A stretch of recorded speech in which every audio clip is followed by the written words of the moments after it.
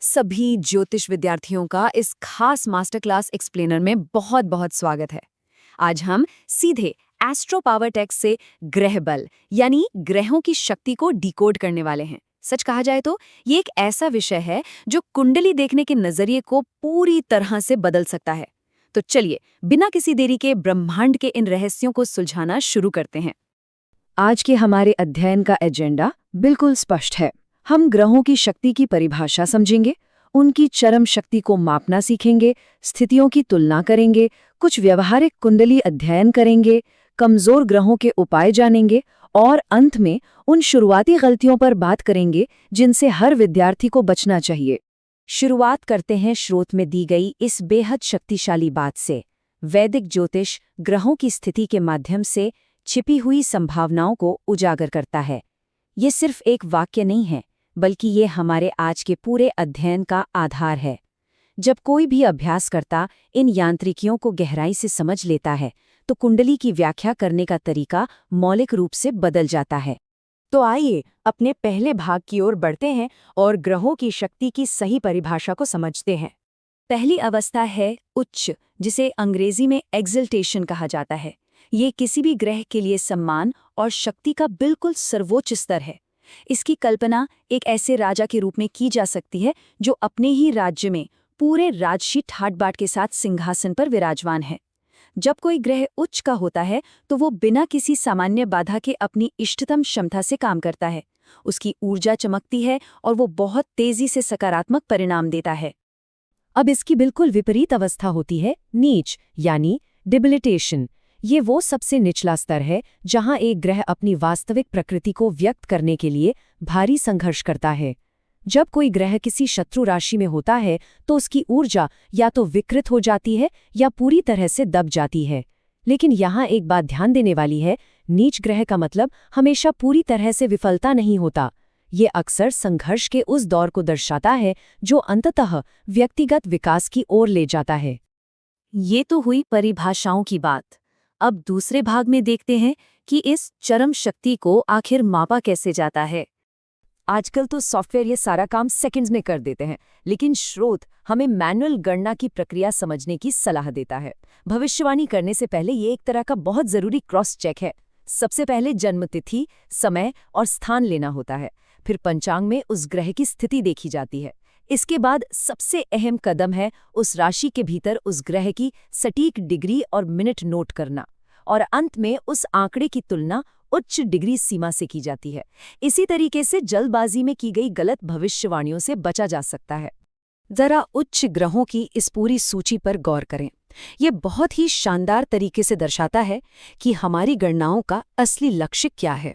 ध्यान देने वाली बात यह है कि प्रत्येक ग्रह की एक विशिष्ट उच्च राशि और एक बहुत ही संकीर्ण डिग्री सीमा होती है। उदाहरण के लिए सूर्य मेष राशि में 10 से 12 डिग्री के बीच अपनी पूर्ण चरम शक्ति पर होता है। ये छोटी सी डिग्री सीमा ही ग्रह की शक्ति का असल शिखर है, जिसे हमेशा ध्यान में रखना चाहिए। अब इसी डेटा की तुलना नीच ग्रहों की तालिका से करते हैं। इसमें एक बहुत ही दिलचस्प पैटर्न छिपा है, और वो है इन स्थानों की पारस्परिक प्रकृति। बस इतना ध्यान दें कि मंगल मकर राशि में उच्च का है, लेकिन बिल्कुल विपरीत कर्क राशि में ये नीच का हो जाता है। इसी तरह शनि तुला में उच्च का है और मेष में नीच का। यह विरोध वास्तव में ब्रह्मांडीय ऊर्जाओं के उस सटीक संतुलन को उजागर करता है जिस पर यह पूरा विज्ञान टिका है। चलिए तीसरे भाग में इन दोनों विपरीत स्थितियों की आमने सामने तुलना करते हैं। अगर हम उच्च और नीच अवस्था को तराजू के दो पलड़ों पर रखें तो फर्क बिल्कुल साफ दिखता है। एक तरफ उच्च अवस्था है जहां चरम शक्ति है, क्षमता का इष्टतम स्तर है और सकारात्मक परिणाम तेजी से मिलते हैं। दूसरी तरफ नीच अवस्था है जहां ग्रह अपने सबसे निचले बिंदु पर है, ऊर्जा पूरी तरह दबी हुई है और ऐसी चुनौतियां हैं जिनके लिए उपाय जरूरी हो जाते हैं। एक ही खगोलीय पिंड, लेकिन उसकी स्थिति ये तय कर देती है कि परिणाम वरदान साबित होगा या फिर एक कड़ा संघर्ष। थ्योरी तो हमने समझ ली, अब चौथे भाग में इसे प्रैक्टिस में लाते हैं और कुछ व्यावहारिक कुंडली अध्ययन करते हैं। मान लीजिए 10वें भाव की बात हो रही है, जो करियर और पेशे का मुख्य भाव है। स्रोत बड़ी स्पष्टता से बताता है कि व्यावसायिक जीत की गारंटी के लिए केवल ग्रह का उच्च होना ही काफी नहीं है। उसका एक अनुकूल भाव में स्थित होना भी उतना ही अनिवार्य है। जब कोई उच्च ग्रह 10वें भाव में बैठता है तो यह करियर की सफलता, पद और अधिकार को अप्रत्याशित ऊंचाइयों तक ले जा सकता है। स्रोत से ही सूर्य का ये बेहद सटीक उदाहरण लेते हैं। जब सूर्य मेष राशि में उच्च का होता है तो वो व्यक्ति में गजब की नेतृत्व क्षमता, अडिग आत्मविश्वास और शानदार शारीरिक जीवन शक्ति पैदा करता है। कह सकते हैं कि एक स्वाभाविक नेता का जन्म होता है। लेकिन जब यही अधिकार और स्वास्थ्य का ग्रह कर्क राशि में होता है तो इसकी आधिकारिक प्रकृति दब जाती है और ये काफी संघर्ष पैदा कर सकता है। राशि बदलते ही ग्रह का पूरा चरित्र कैसे बदल जाता है, ये इसका उत्तम उदाहरण है। लेकिन यहाँ एक बहुत बड़ा मिथक है जिसे तोड़ना जरूरी है। ऐसा मान लिया जाता है कि उच्च ग्रह हमेशा सिर्फ जादू ही करेगा। छठे भाव का ये उदाहरण देखिए। अगर यहाँ कोई उच्च ग्रह है तो वो शत्रुओं को तो पछाड़ देगा, लेकिन अगर वो किसी भी तरह पीड़ित है तो वो गंभीर स्वास्थ्य समस्याएं भी ट्रिगर कर सकता है। मतलब साफ है, उच्चता कोई अचूक दवा नहीं है जो हर बीमारी को ठीक कर दे। अब 5वें भाग की ओर चलते हैं। अगर कुंडली में ग्रह कमजोर हों तो ऊर्जा को कैसे संतुलित किया जाए? और ये हमें एक बहुत ही महत्वपूर्ण सवाल पर लाकर खड़ा करता है। क्या कमजोर ग्रहों के प्रभाव को वाकई कम किया जा सकता है? इसका सीधा सा जवाब है बिल्कुल हाँ। ज्योतिष में इसके लिए उपाय दिए गए हैं। हम ये अच्छी तरह जानते हैं कि जन्म कुंडली को बदला नहीं जा सकता, लेकिन विशिष्ट कार्यों और उपायों के माध्यम से उस समग्र ऊर्जा प्रवाह को निश्चित रूप से संतुलित और संशोधित किया जा सकता है। कमजोर ग्रहों की ऊर्जा को संतुलित करने के लिए स्रोत में कुछ बेहद सरल लेकिन प्रभावी दान और अनुष्ठान सुझाए गए हैं। जैसे चंद्रमा के लिए सोमवार को सफेद वस्तुएं दान करने को कहा गया है। सूर्य को मजबूत करने के लिए रविवार को गेहूं या तांबा, शनि के लिए शनिवार को तिल के तेल का दीपक या काली वस्तुओं का दान अद्भुत काम करता है। मंगल के लिए लाल मसूर और गुरु के लिए गुरुवार को पीली वस्तुओं का दान।